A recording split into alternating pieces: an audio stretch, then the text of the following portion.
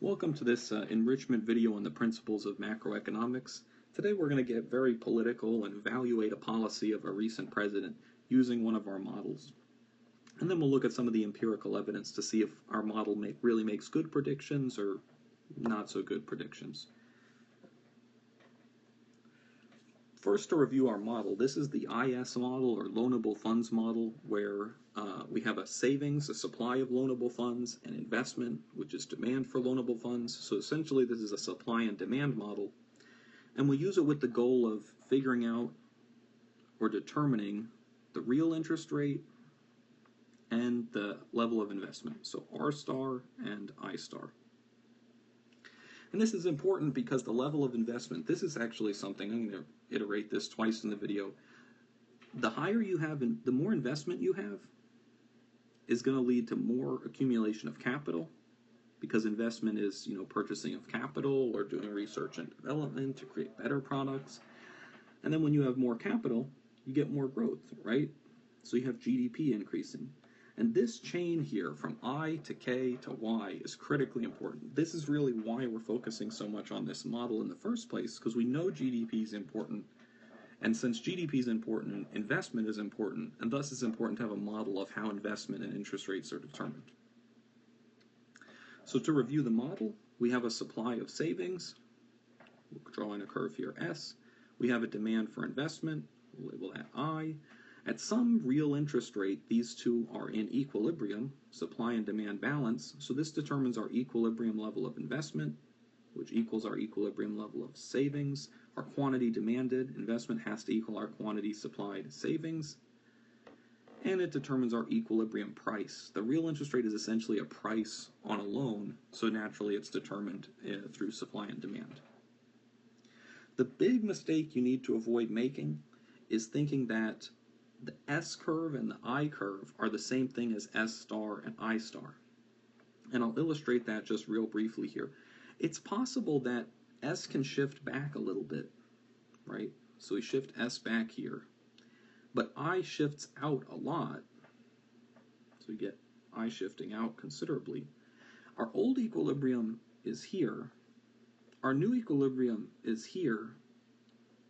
And you can see that the level of investment and savings, which necessarily are equal, the S star and I star, has moved to the right. S star savings has increased, even though the savings curve shifted back.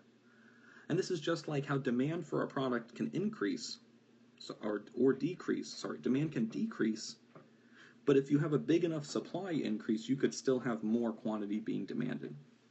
So I just want to make it clear that you got to use this model carefully. Don't make the assumption of if S shifts back, S star will decrease, and so on. You've got to use the model to work out the implications. So now we get our policy. President Bush signed a tax cut bill in 2003. This was the third in a series of 3, I think, of tax cuts, and this one had a special feature that lowered the tax on dividends. So dividends are something that you get paid out if you own stock in a company.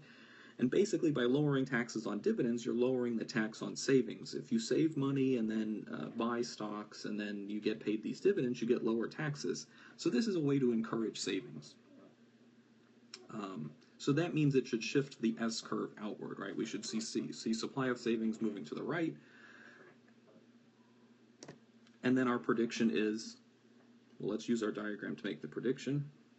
If S shifts to the right, like this, then we should see, first, lower interest rates, and second, more investment. And that was really one of the goals of the policy. The goal was to really stimulate the economy, to get more investment going, and then get more long-run growth.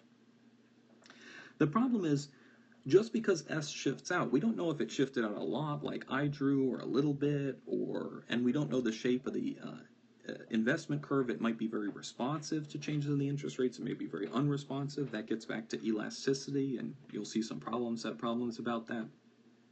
So we don't really know in practical terms, even though we have a strong prediction from the model, how big is the effect on investment going to be? We really don't know. So an economist recently looked into this using a big data set that recently became available on corporate taxes. The economist's name is Danny Yagan.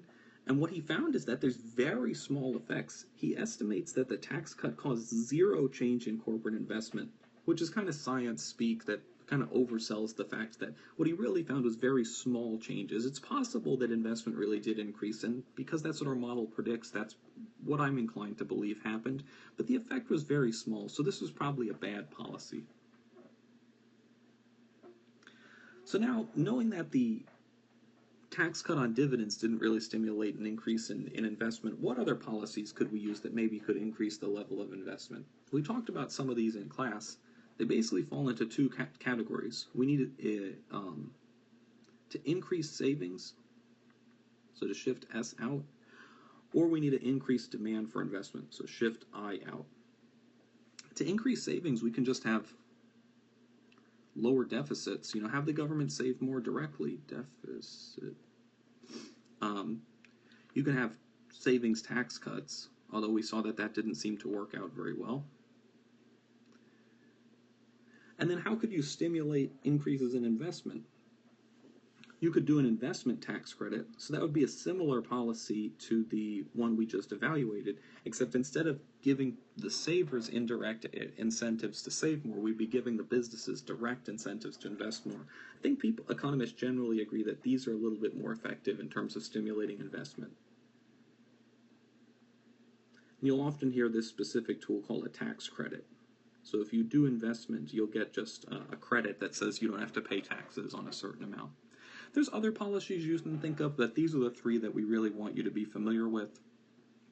You should have all of these pretty well understood so that if you see them discussed on a problem, you know which curve is shifting and in which direction. There's one other caveat of the analysis I did earlier, which is that I assumed that public savings hadn't changed, even though the taxes are changing. And when taxes change, when you give a tax cut, you're collecting less tax revenue, so budget deficits will usually increase, and that would shift the supply curve back. So you can see that there's some complications to this analysis, and you should be aware of that, but I wanted to keep things simple in this video. On actual practice problems, if you ever see taxes changing, and we don't say that it's a budget neutral change, you're going to have a change in public savings, and you should be aware of that. Thanks for watching.